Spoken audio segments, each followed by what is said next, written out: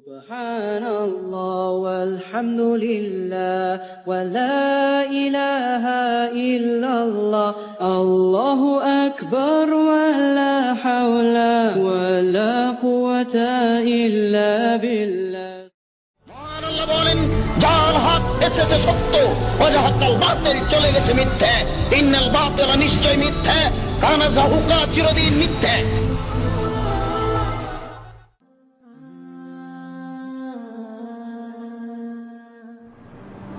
আপনি দোকানের সামনে বসে আর একজনের সাথে কথা বলছিলেন অমুক এ অন্যায় করেছে, আর আরেকজন মানুষ এসে বলল আপনি ঠিক বলেছেন। আপনি বলতে পারেন এই ঠিক বলেছেন এই কথাটা কত বড় অন্যায় হয়েছে? ওরা দুজন বলা বলি করছিল, আর আপনি এসে বলেছেন ঠিক বলেছেন। আপনার এই কথাটা কত বড় হয়েছে তা কি আপনি জানেন? তা কি কোনো সময় ভেবে দেখেছেন? আলোচনার এই অংশে আপনাকে আরো জরুরি সতর্ক করে বলতে চাই যে আয়েশা রাদিয়াল্লাহু তাআলা আনহা সাফিয়া রাদিয়াল্লাহু তাআলা আনহার একটু দুর্নাম করেছিলেন। বদনাম এতটুক যে তিনি বলেছিলেন সাফিয়ার তো প্রশংসা করেন কেন, ও তো একজন খাটো মহিলা। খাটো কথাটা শুধু বলেছিলেন। তখন আল্লাহ রাসূল বলেছিলেন, আয়েশা লাকাদ কুলতে কালেমাতান লাউ মুজাজাত বিমাইল বাহরে লামাজাজাতু। আয়েশা তুমি এমন একটা কথা বলেছো, এই কথা যদি সাগরে ফেলে দেওয়া হয় তাহলে সাগরের পানি ঘোলা হয়ে যাবে। কি বলেছেন আয়েশা? আয়েশা রাদিয়াল্লাহু তাআলা বলেছেন ও খাটো মেয়ে।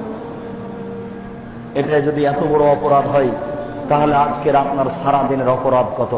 কি দিয়ে বুঝায় আপনাকে আপনার অপরাধ কত, আপনি কত বড় অপরাধী? নিজের বিচার অন্যের হাতে দিলে বিচার করা যায় না। নিজের বিচার নিজের হাতে রাখলেই সহজ হয়, তাহলেই সহজ পথ পাওয়া যায়। অতএব গীবতের মতো ন্যাক্কারজনক নোংরা জঘন্য কাজ থেকে বেঁচে থাকার চেষ্টা করুন। হুযায়ফা রাদিয়াল্লাহু তাআলা আনহু বলেন, রাসূল সাল্লাল্লাহু আলাইহি ওয়াসাল্লাম বলেছেন, লা ইয়াদখুলুল জান্নাতা কাত্তাব ওয়া ফি রিওয়ায়াতিন নাম্মাম। যারা গীবত করে তারা জান্নাতে যাবে না। অন্য বর্ণনায় তিনি বলেন, যারা চুগলখড়ি করে, ওইখানকার কথা এখানে লাগাই, এখানকার কথা ওখানে লাগাই, এর কথা ওকে লাগাই, ওর কথা একে লাগাই, এ হচ্ছে চুগলখোর।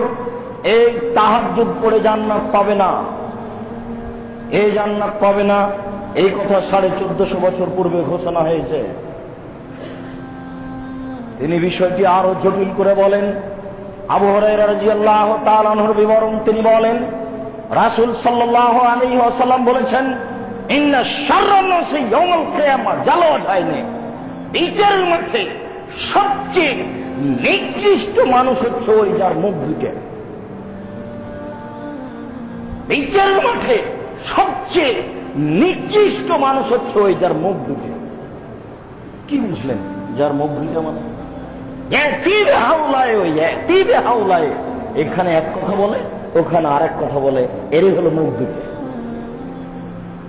আনাস রাদিয়াল্লাহু তাআলা আনহু বলেন, রাসূল সাল্লাল্লাহু আলাইহি ওয়াসাল্লাম বলেছেন, মান কানা যা ওয়াজহানে কানা লাহু ইয়াউমাল কিয়ামাহ লিসানানি মিন নারি।